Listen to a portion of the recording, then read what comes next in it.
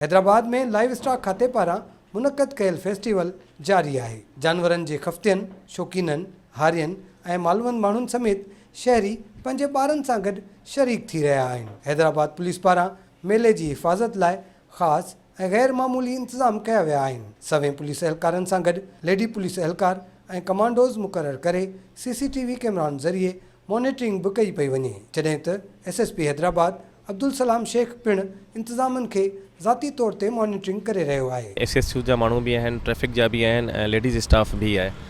ऐं उन खां अलावा असां डिजिटल जेका सर्विलेंस आहे उहा हिन दफ़े पोइ खां बहितर कई आहे।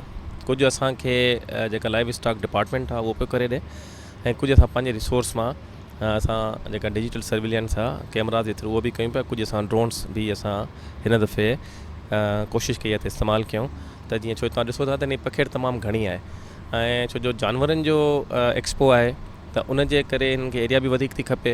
हिननि खे फीडिंग ग्राउंड्स खपनि था, हिननि खे पंहिंजा वर्कर्स खपनि था, वेंडर्स खपनि था, तंहिंजे करे थोरो डिफरेंट ऐं डिफ़िकल्ट इन्वायरमेंट आहे। जनरेशन लाइ यानी सुठो आहे। हैदराबाद जे अंदरि जेको लॻो आहे एक्सपो, उनजे हवाले सां जानवर बि असां घणेई विज़िट कया, जेकी असांखे न हुयूं ख़बर जानवरनि जे बारे में, उहो बि असां विज़िट कया। असांजी पढ़ाई में ॾाढो इज़ाफ़ो थियो आहे। किस्म जा ब्रीड बि ॾिठा ऐं इन एक्सपो मां तमामु इंजॉयमेंट पे कई। ॿारनि खे तफ़री कराइण आया आहियूं। हिते सुठा सुठा जानवर ऐं पखी वग़ैरह अचनि था, तफ़री थी वञे ॿारनि जी, उन जे करे ॿारनि खे घुमाइण आया आहियूं। फैमिली सां घुमण, हिते पेट शो आहे, हिते ढगान, हिते सभु इलाही मज़ो आहे। तव्हां बचो इंजॉय करे। स्टॉल लॻाईंदड़ तोड़े मालवंत माण्हू ऐं शहरी बि पुलिस इंतज़ामनि मां मुतमईन नज़र अचनि पिया।